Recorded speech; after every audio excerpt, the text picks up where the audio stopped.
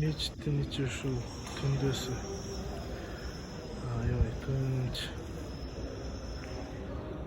Adam az bulut. Dem alıp, köylerine çatıp, dem alışat. Köyler namaz okuyup,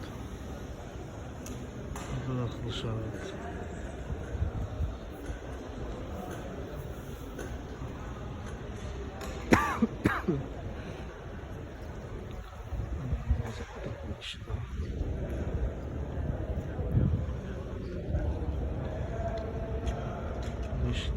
Beşikli darbazalarda eşikleri var mesela.